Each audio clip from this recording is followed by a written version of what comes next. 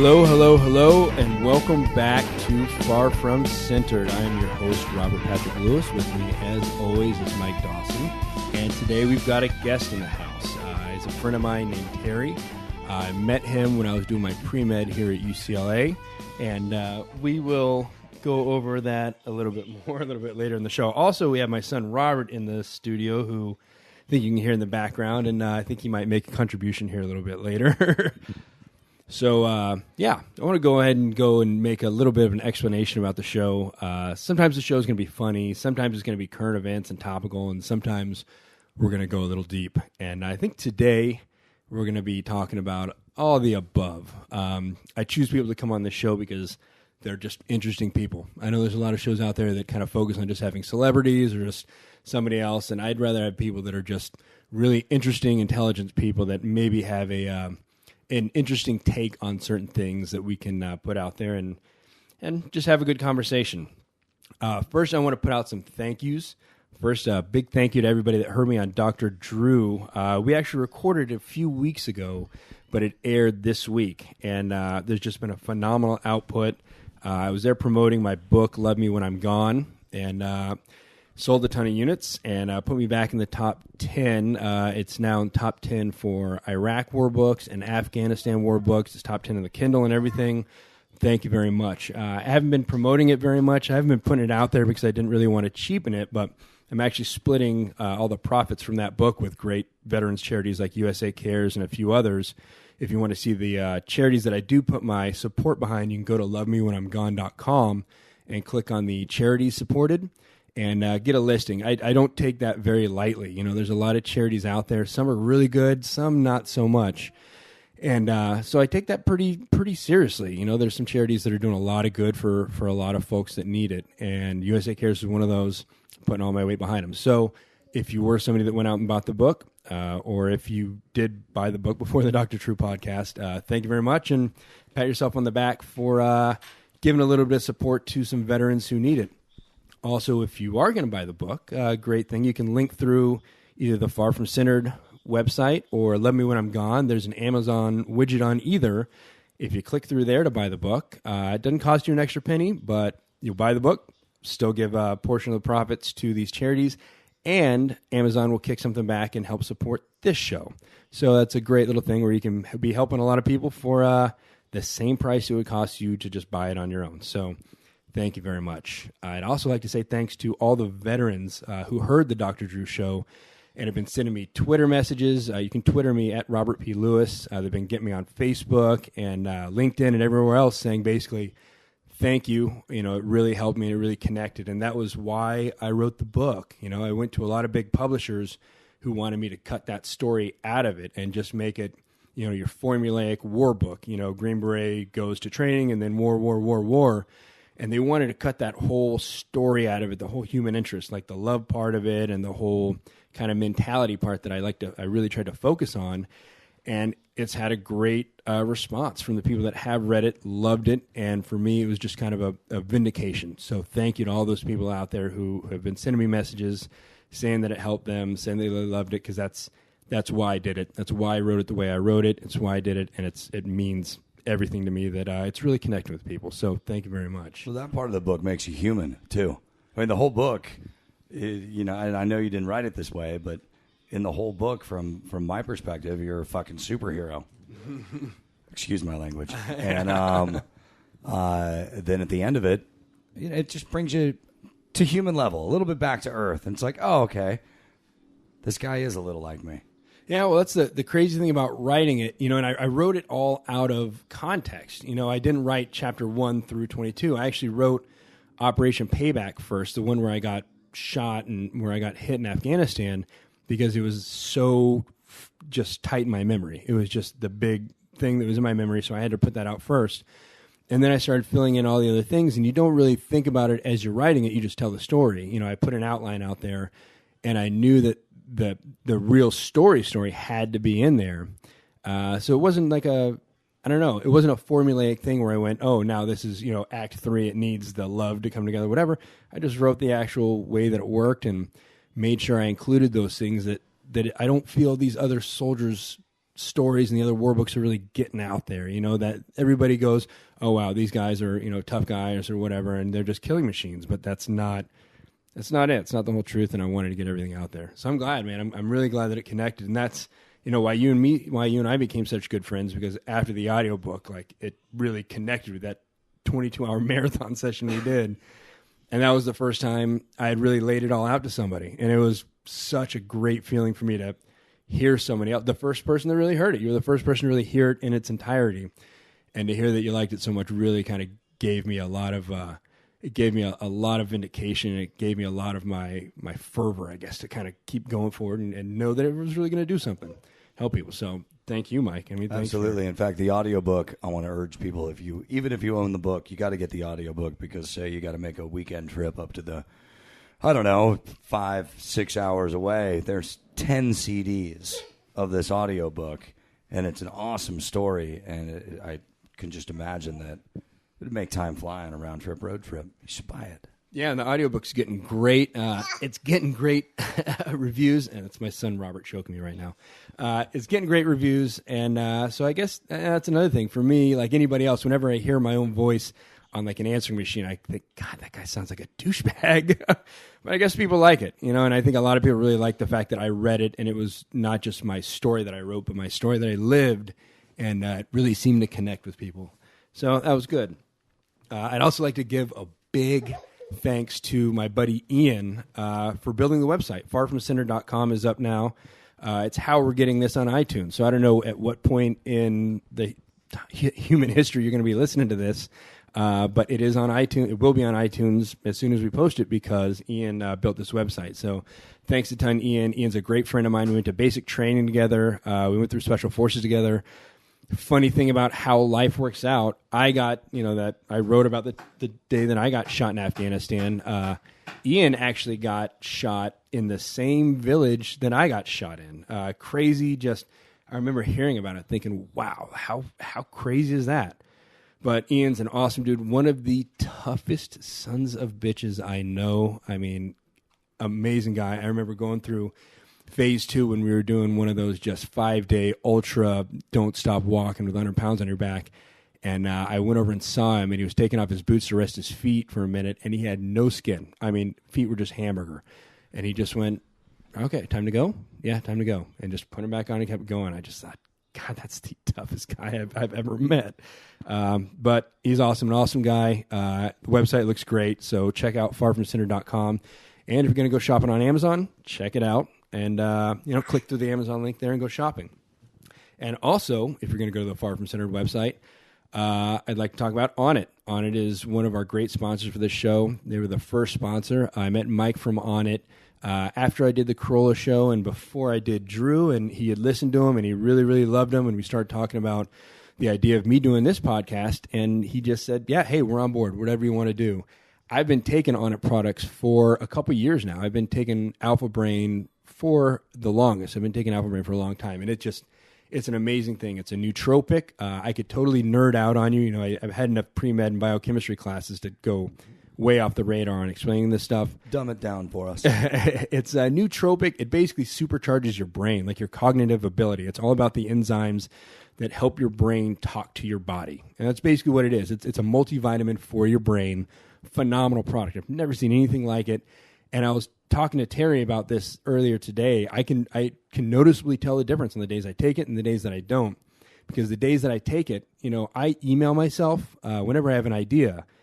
So whether it's for one of the 4 books that I'm writing or for the podcast or for anything else that I'm doing, I make little notes and I send myself emails and all this stuff. On a day that I've been taking Alpha Brain, which is most days, I usually have 15 or 20 little emails for myself at the end of the day, just little ideas that I'm having. And I can tell the days that I don't take my Alpha Brain, either I'm waiting for a new order to come in or I just forget to take it or something, nothing. I mean, it's like one of those saloons with the tumbleweeds, going through the middle of town, man. It's amazing. This stuff is great. Don't take my word for it. Click through the farfromcenter.com website. Onnit stands behind their products so much. If you buy Alpha Brain and you don't like it, you don't even have to send it back. Just tell them you're not happy and they'll refund your money. Now, if that happens, you'll never be able to buy it again, which would be an unfortunate consequence because this stuff really is once you take it, you'll never be able to go without it again. What do you mean you won't be able to buy it again? They won't sell it to you if you return it, or Well, if you don't get the guarantee? If you say you weren't happy with it and you send, and I want my money back, you can't then order it again next week and say, oh wait, I think I want it again. Right. Okay. But yeah, they're smart enough to stay away from the people trying to cheat the system. But it really is. It's well, they're taking product. on it products. Yeah. So you already got to be smart enough to. There goes my plan. To get on that. Yeah. But they also have a thing called New Mood, which if you have read my book, Love Me When I'm Gone, or if you heard the Dr. Drew podcast, or I'm going to be on the Mental Pod coming up here, talking about kind of some of the things that affect guys that have been to war, like PTSD and things like that. One of the biggest issues for me and a lot of guys I've met was sleep. We just have this hypervigilance, like you hear a mouse fart, next door, and you're up and out of bed and you can't go back to sleep, or it's just hard to fall asleep in the first place. New Mood has 5-HTP, which is another total kind of nerd out brain enzyme thing, but it basically helps your body to relax. And it's the only thing. Well, I've been dreaming again. It's phenomenal. I didn't dream for about 5 years because it was so hard for me to fall asleep that I would have to knock myself out. I was taking zinc, magnesium, acetate, ZMA, melatonin, Benadryl, and a couple glasses of wine or bourbon every night just to go to sleep. And it was knocking me out, not just my body, but my brain. And, that stuff, you're still absolutely exhausted in the morning. And it really killed me because I am a very passionate guy. I'm a dreamer, you can cue the music. I mean, I'm a dreamer and I love my dreams.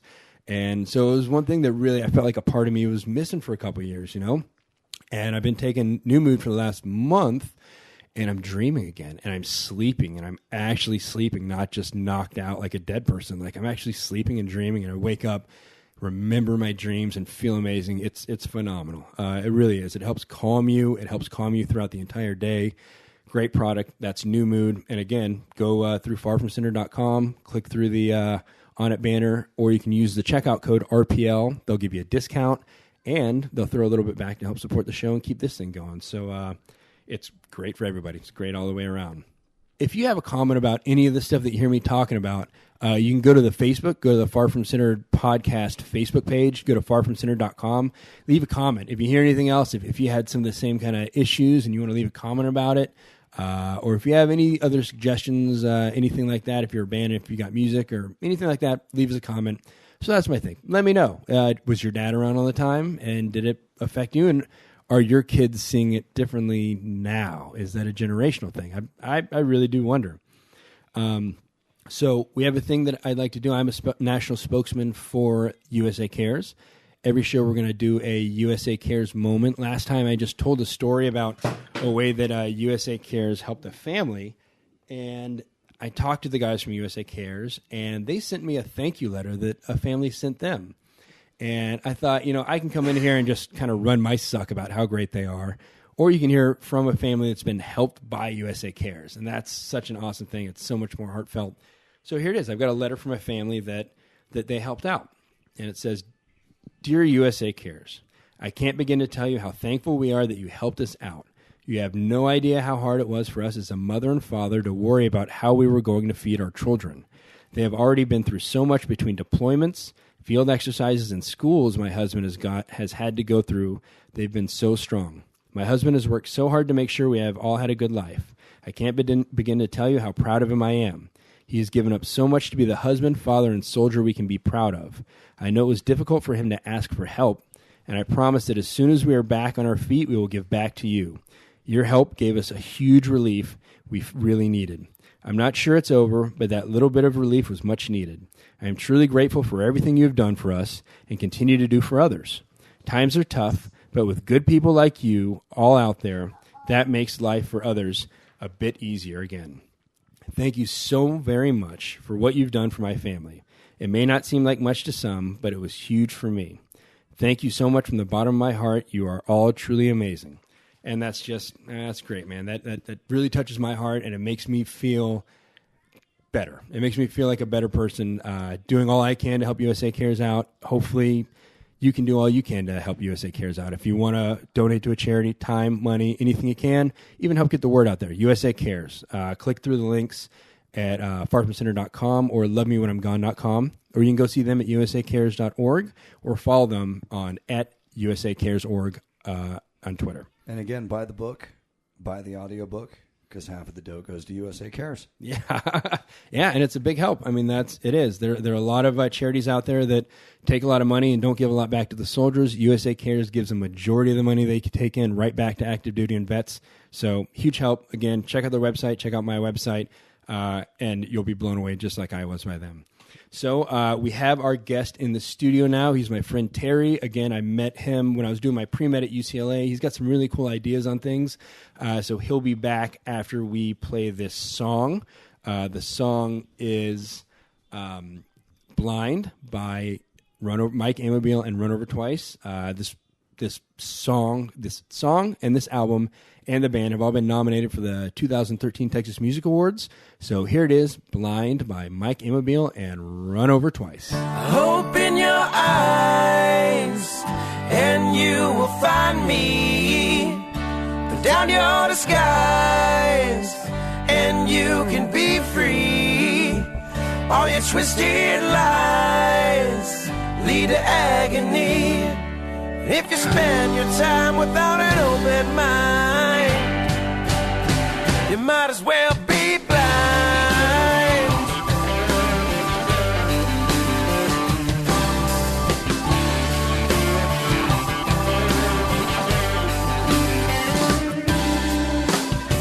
Heading down the road, traveling way too far. All I got in front of me are the headlights of my car. Thoughts of you like needles, they sting my weary mind. And I wonder how you've been and where you are tonight.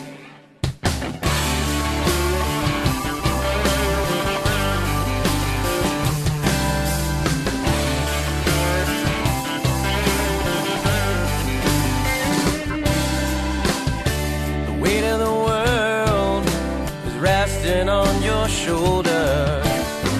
And every single night the road is getting colder. I remember the words on the letter that you sent me. You said you needed some time to find some harmony. Open your eyes and you will find me. Put down your disguise and you can be free. All your twisted lies lead to agony. And if you spend your time without an open mind, you might as well be blind.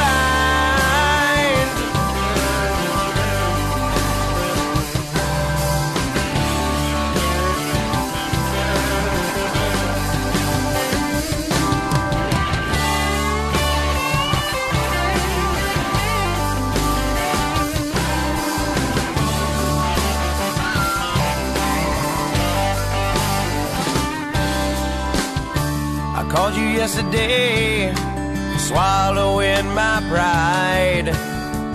You said the time was all we needed and the time was on our side.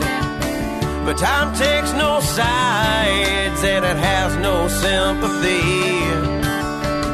It can be your best friend or it can be your worst enemy.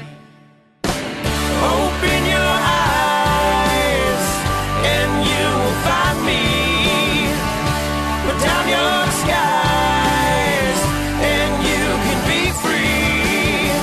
All your twisted lies lead to agony. And if you spend your time without an open mind, you might as well be blind.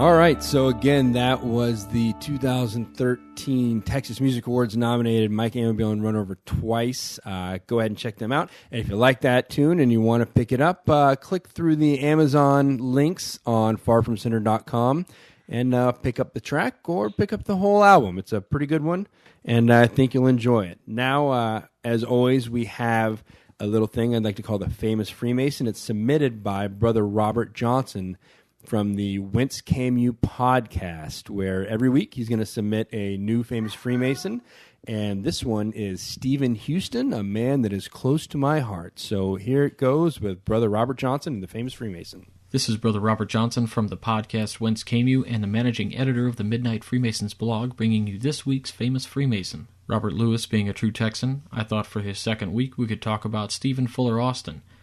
Born on November 3, 1793, was an American impresario born in Virginia and raised in southeastern Missouri. He was known as the Father of Texas, led the second but first legally and ultimately successful colonization of the region by bringing 300 families from the United States. The capital of Texas, Austin, in Travis County, Austin Bayou, Stephen F. Austin State University, Austin College in Sherman, and a number of K-12 schools are named in his honor. Austin organized small informal armed groups to protect the colonists, which evolved into the Texas Rangers. Despite his hopes, Austin was making little money from his endeavors. The colonists were unwilling to pay for his services as impresario, and most of his revenues were spent on the processes of government and other public services. During these years, Austin was a member of Louisiana Lodge, number 111, at State Genevieve, Missouri, and sought to establish Freemasonry in Texas. Freemasonry was well established among the educated classes of Mexican society. It had been introduced among the aristocracy loyal to the House of Bourbon, and the conservatives had total control over the order. By 1827, Americans living in Mexico City had introduced the United States York Rite of Freemasonry as a liberal alternative to the established European-style Scottish Rite. On February 11, 1828, Austin called a meeting of Freemasons at San Felipe to elect officers and petition the Masonic Grand Lodge in Mexico City for a charter to form a lodge. Austin was elected worshipful master of this new lodge. Although the petition reached Matamoros and was to be forwarded to Mexico City, nothing more was heard of it. By 1828, the ruling faction in Mexico was afraid the liberal elements in Texas might try to gain their independence. Fully aware of the political philosophies of American Freemasons, the Mexican government outlawed Freemasonry on October 25, 1828. In 1829, Austin called another meeting where it was decided that it was impolitic and imprudent at this time to form a Masonic lodge in Texas. In December of 1835, Austin, Branch Archer, and William H. Wharton were appointed commissioners to the U.S. by the provincial government of the Republic. On June 10, 1836, Austin was in New Orleans, where he received word of Santa Anna's defeat by Sam Houston at the Battle of San Jacinto. Austin returned to Texas to rest at Peach Point in August. On August 4th, he announced his candidacy for president of Texas. Austin felt confident he could win the election until 2 weeks before the election, when on August 20th, Houston entered the race. Houston carried East Texas to the Red River region and most of the soldiers' votes. Austin received 587 votes to Sam Houston's 5,119 and Henry Smith's 743. Houston would appoint Austin as the first Secretary of State to the new republic. However, Austin served only around 2 months before his tragic death. In December of 1836, Austin was in the new capital of Columbia, known as West Columbia, where he caught a severe cold. His condition worsened. Doctors were called in but could not help him. Austin died of pneumonia at noon on December 27, 1836, at the home of George B. McKinstry. Austin's last words were, "The independence of Texas is recognized. Do you see it in the papers?" Upon hearing of Austin's death, Houston ordered an official statement proclaiming the Father of Texas is no more. The first pioneer of the wilderness has departed. Austin was originally buried at Gulf Prairie Cemetery in Brazoria County, Texas. Austin's body was moved, however, in 1910 to the Texas State Cemetery in Austin, Texas. All right, so thank you very much, Brother Robert Johnson. Brother Johnson is a York Rite Freemason. Has gone through all the degrees, and now he's going through his Scottish Rite degrees. Very intelligent guy. We've had a lot of very, very deep conversations. Great guy. Check out the Whence Came You podcast or get the app for your Android or iPhone and support their show. Now, I would like to bring you to the whole purpose of today's show. My friend Terry. Terry and I met when I was doing my pre-med here at UCLA, and we just kind of hit it off. Terry was a veteran as well, OIF, and I think OEF. I can't remember what unit he was from, but we just hit it off immediately because I never thought I would see another vet here in Los Angeles. And we were talking about this yesterday. Like vets, we can kind of pick each other out. Doesn't matter what you're wearing or where you are. We can just pick each other out of a crowd. Just the way you walk. I think the way you talk and the way you carry and handle yourself, everything you do. And I think the first time he answered a question in class, I knew that dude's carried a gun before. So we just hit it right off. So hi, Terry. Thank you very much for joining us today. Yeah, hey, Rob. Just like to say you're welcome for me coming on your show. My opinions are incredibly valuable, obviously.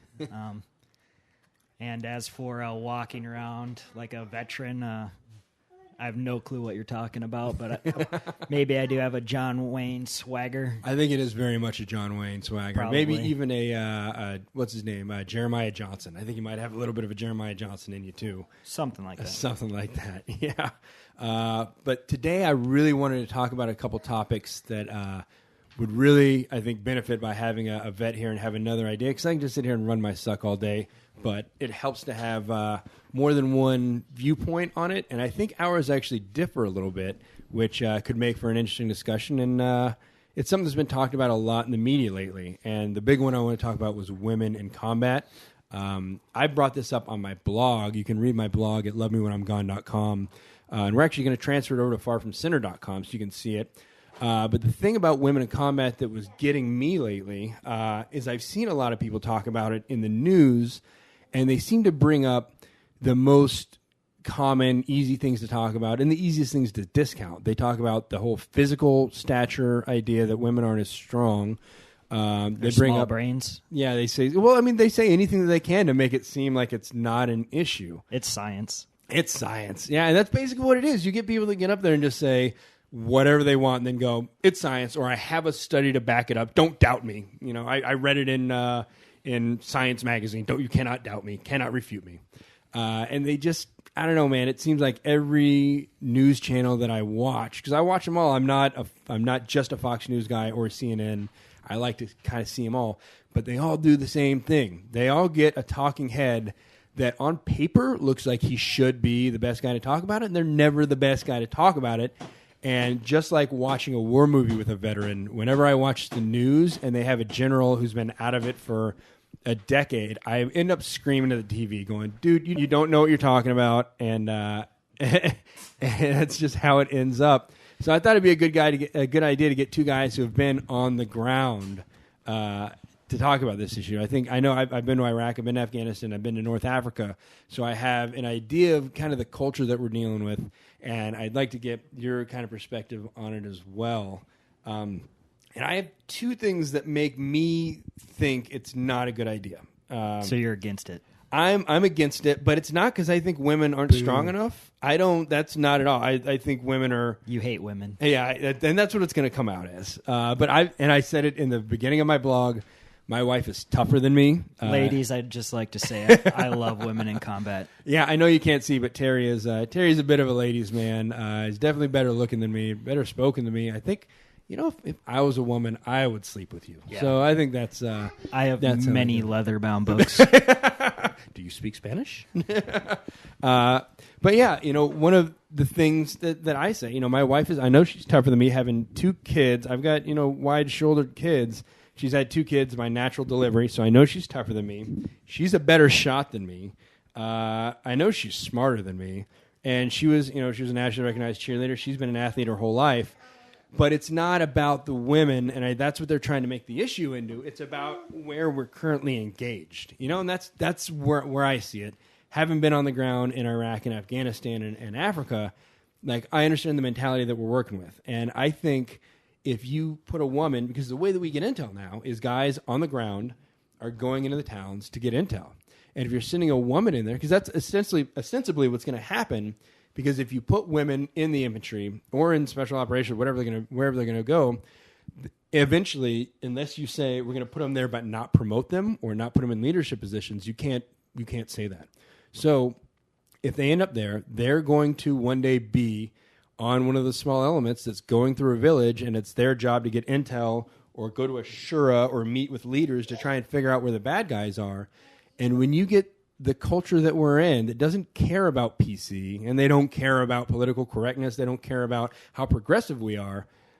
For many generations, they've just been beating the shit out of their wives. They think women are less than dirt. They have 3 or 4 wives that they make walk 5 feet behind them. And so when we send, a cute blonde-haired girl, or even, tough as nails, but a woman who they see as dirt, to go and have to sit in these meetings with them, or have to get intel from them, or even have to talk to, I don't think they're going to give them any intel. I don't think they're going to talk to them.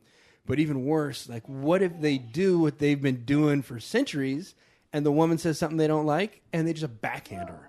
You know what I mean? Like a uniformed United States Army soldier gets backhanded by a village elder in Afghanistan. Like, I look at things, I see things, and I look at knock-on effects. Like, if I see a situation, I don't think about what's going to happen in that situation. I think what's going to happen 10 steps down the line. And my 10 steps down the line, it's somewhere a chick's going to get backhanded by a village elder, and nothing good can come of that. What are we going to do? Firebomb the village or start a war because this dude's been doing what he's been doing his whole life? I don't know, man. Like, what do you think about that part of it? Well, that's a whole lot of opinion there. I think that's a ton of them too, and I'm sure that's going to come out as I hate women. But I got to say, trying to concentrate with a 2-year-old running around is like harder than combat. It's like an endurance event. It is an endurance event. It's a game show. It's not just a podcast; it's a game show.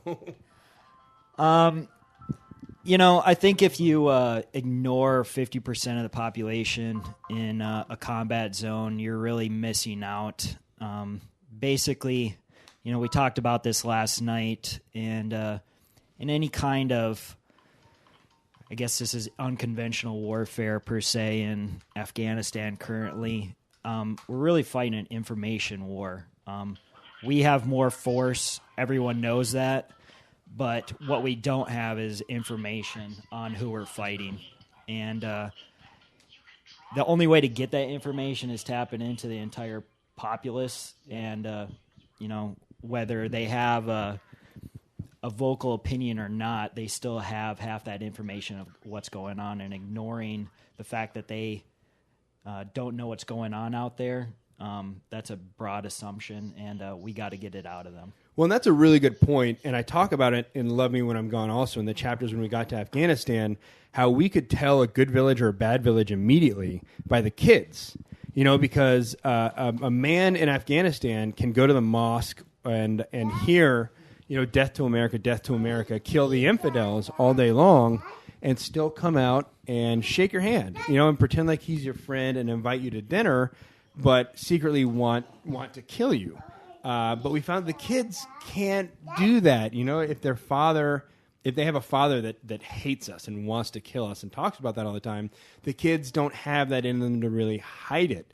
So when we were going through a village, we would know immediately if it's a good village or a bad village, or at least how they were towards us, because the kids were either running out in the street for, waving, saying hi, and we'd throw candy at them, or they were just mean mugging us, man, or not even there. Yeah. Maybe the women are the same thing. I get your thing on if the village is pro or against, but really that doesn't matter on anything. What really matters is if that village is doing what we want or not doing what the Taliban wants. Mm-hmm. So when you look at it in that aspect, it doesn't really matter if they like us or not. It's, are they against us, or are they doing the Taliban's will? So hearts and minds isn't necessarily, having them like us. It's getting them to do what we want, or having them do the opposite of what the Taliban wants them to do. But the whole, I understand your point is to get this whole, 50% of their population that could possibly have that intelligence, but to get it out of them, I think that may be the hardest part. And when we're talking about COIN, counterinsurgency basically operations, and the way that we're doing it now, I remember, my little thing with COIN and us going against COIN.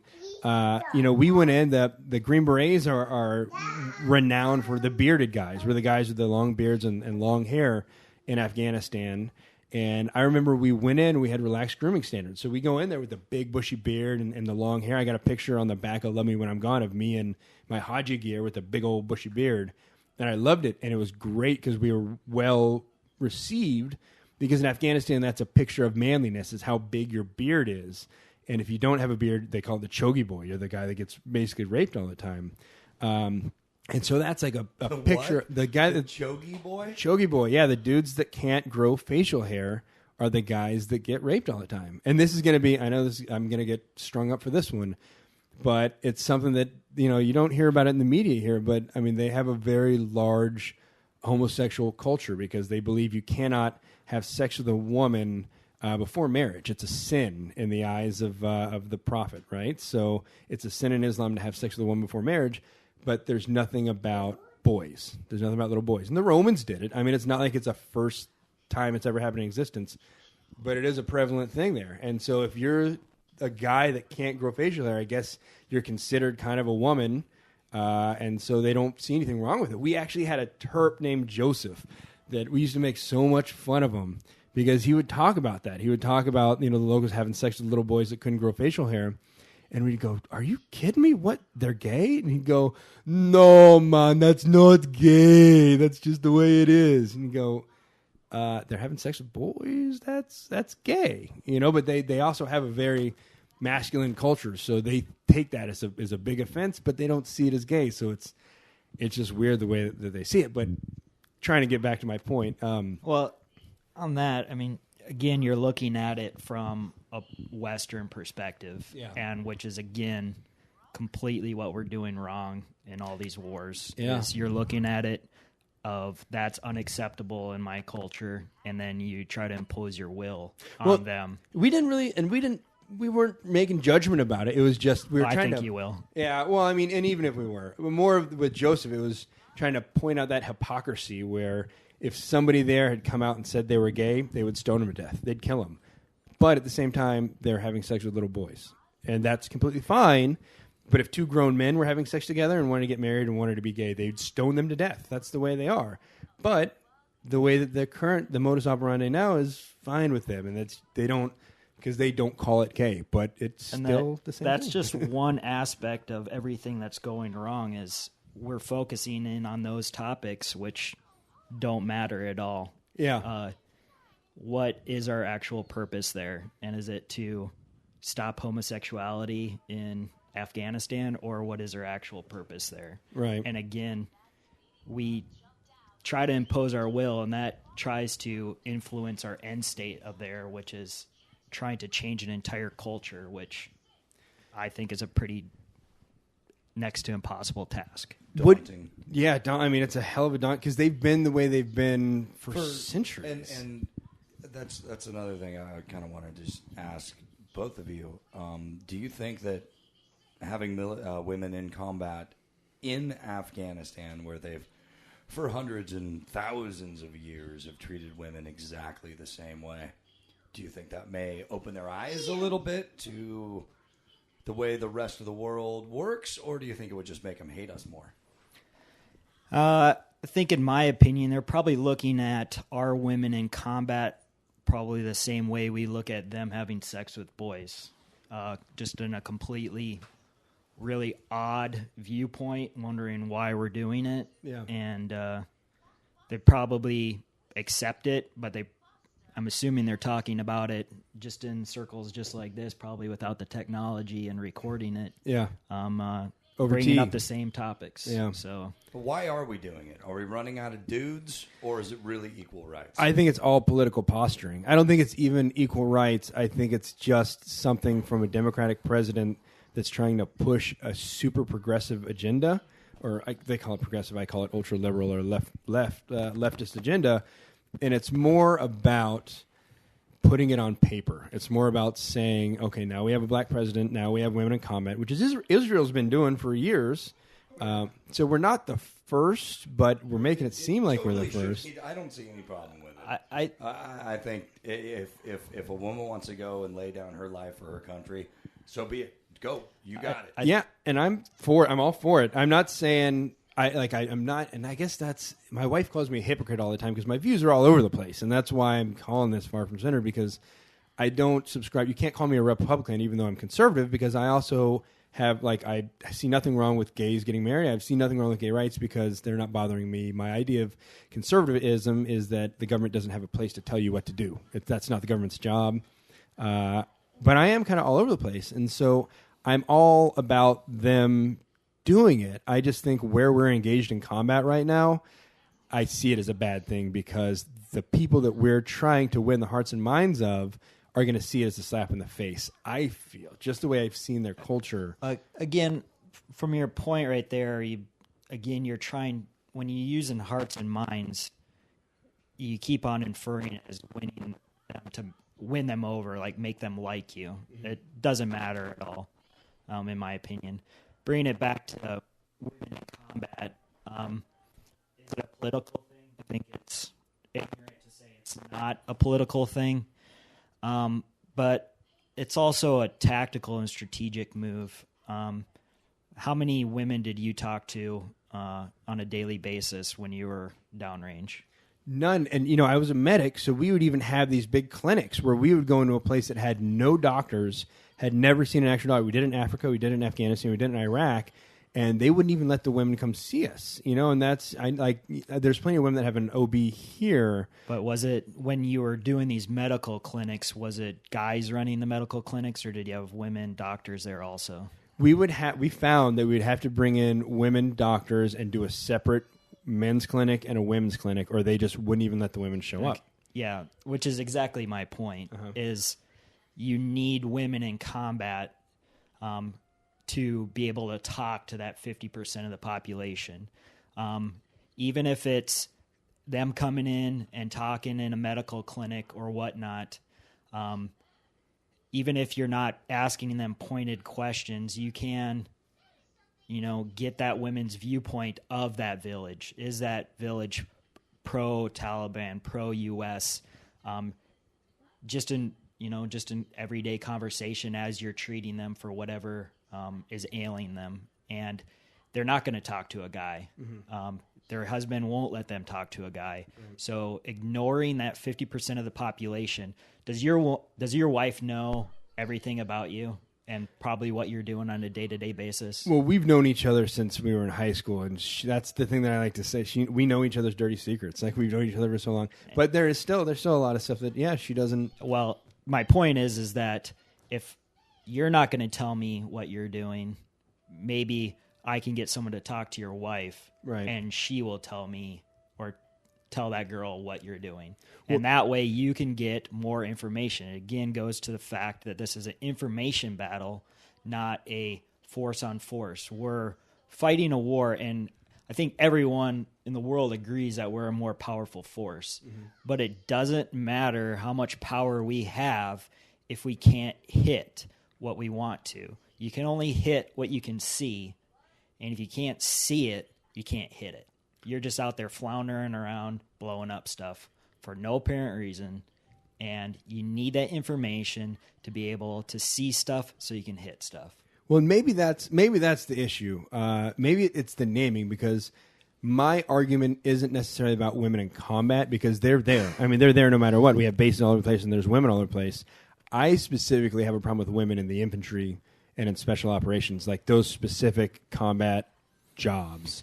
Now, what are your issues with that? Well, from that perspective of having them there as the lead of an infantry squad going through a town, I just don't like that. Now, having them as an attachment, like currently happens, special operations have been doing that for a while, where they have a female attachment going with them. What about an all-female attachment, the pink beret? The pink beret. That'd be badass. That would be bad. But badass. And for 1 week a month, they would just raise hell and just level everything that they came in touch with. They would wear camouflage bikinis. Well, but that actually brings me to my second high heel combat boots. That would be Oakley would come out with them immediately, some kind of customized. But that's my second big point against it. Well, what's your? I mean, if they are leading a squad or whatnot into combat, what don't you agree about that? I just think being the point, and just from the conversation, the shures that we were in, and the things that we did. there's a very kind of posturing, like man-to-man, ape-to-ape, like when we're meeting with village elders. And you do the introduction, that's one thing, and then going, okay, so we've got these women, she's going to talk to women. No offense, but that's an ignorant way of looking at it. And if the squad or platoon goes into a village, and if there's a woman in charge of it, but it's the leader of the village is a guy and doesn't want to talk to a woman, anyone in their right mind isn't going to put that woman up and engage that village elder. But we were both in the Army, man. That's, the Army. If this is the way that things work, that's back to my argument. We're doing this wrong. Yeah. We want to get information. If the captain in that unit is not the best person to engage that village elder, if we're doing it smart, we're going to have whoever can get that information out of that village engage that village. Mm-hmm. If that's a guy doing it, if it's a girl doing it, if it's the lowest ranking person doing it, it doesn't matter. We just need the information. And if we could follow that protocol, I would be all for it. I'm so used to seeing the Army go, okay, we got a square block and we got a circle hole, but it's a square block, so damn it, this square block is going through that circle hole. That's just the way that they do it, and it's so hard to get people in the Army to vary and go, okay, it's not black or white, it's gray. They go, no, I'm going to make it black or I'm going to make it white because that's our SOP. Which is, it's a huge bureaucracy, and we're trying to solve a asymmetrical battle in a conventional warfare manner. Mm-hmm. So, I see us doing that over and over, but why? It's because we're not fighting it smart. We're fighting it how we're comfortable with it. Right.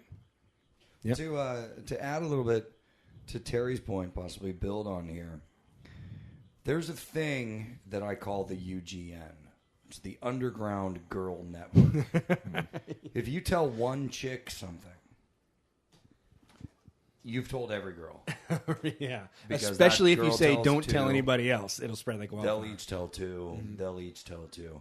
So there's got to be the equivalent of the UGN in Afghanistan, especially because the women only can talk to each other. I'm sure they have information. And if we had some women in there, there's another untapped source of information.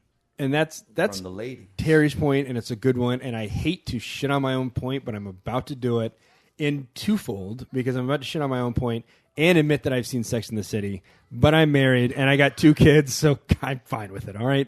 But there's that scene in and I know it's a movie, but it's a great example for your point. There's that scene in the Sex and the City where they go to Dubai or wherever they go, and they're getting chased through the town, and there's the women that like grab them and bring them into a back room, and I guess I'm the only guy that's seen Sex and the City in this room. I'm so disappointed in you.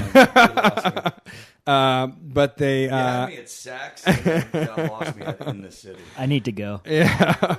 But they... okay, say hi, Robert. Hi. Okay, that was Robert. But they bring them into like this back room, and they all like take off their burqas, and they have like, the newest fall fashions that are hidden under their burqas.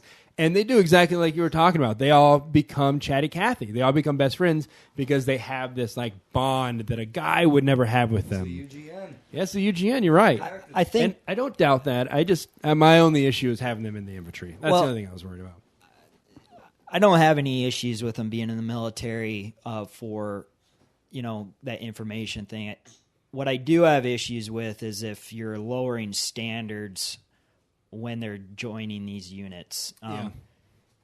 You don't change a certain standard for anyone of race, color, gender, or whatnot, because there's a standard for a reason. Right. If they can meet that standard, I'm all for it. But due to political reasons, if they do lower that standard, then I would have an issue for it. That's my biggest question is, how is this going to unfold? And will there be a lowering of standard for women to get them in? My buddy Ernie, who I was with in 10th grade, he's a Green Beret that I was with in Germany, and now he's gone on to another unit, just actually wrote a really poignant article about that. It was on my Facebook, and I asked him. He said, "Yeah, I could talk about it. So maybe I'll put it on our website if he's okay with it." But that was his thing. If you read the back of the Army PT manual, and for those of you who haven't been in the Army's huge on FMs and manuals, and that's like the word of God. Once they put it into an FM, a field manual or like a PT manual, that's that black and white that the Army talks about. The back of the PT manual, which is the physical fitness manual for the Army, talks about the difference in standards between men and women, but it also goes into great detail about why there's a difference in physical standards for men and women, and it goes into like line by line, very minute detail about the physical characteristics that are different between men and women. And that is a big issue we're going to have to look at. I know they're already putting body armor on women, but women haven't been doing these jobs where you're walking around a village for 5 hours, or you're doing a 10-mile infill that an infantry company does, carrying everything you need to survive a 48-hour firefight on your back, plus body armor, plus a buddy that gets shot.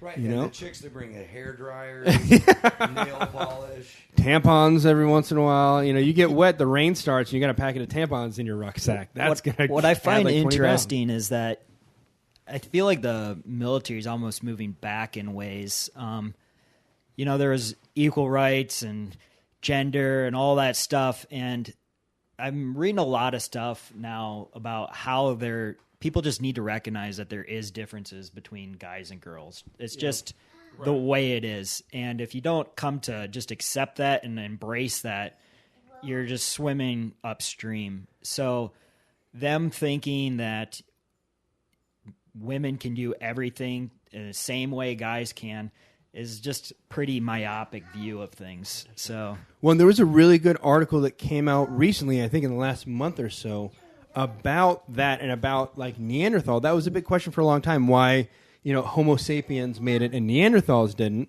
And this paper is basically saying Neanderthals, men and women. Robert, you're not allowed to touch that. Men and women had the same goals. There was no difference between a man and a woman in Neanderthal culture. Homo sapiens, you know, you had men hunt, women nurture with the kids and do things like that. But Neanderthals, everybody did the same thing, and there was no division of labor. And now that we're trying to go back, you're right, we're stepping back to Neanderthals, and the history shows that didn't work. So maybe we're stepping back and shooting ourselves in the foot. Well, again, I'm not saying anyone can't do anything. I'm just saying is have a standard, and if you can reach it, then go for it. If you can't, Absolutely. Don't try to fit that square peg in a round hole. Especially when you're dealing with an elite fighting force.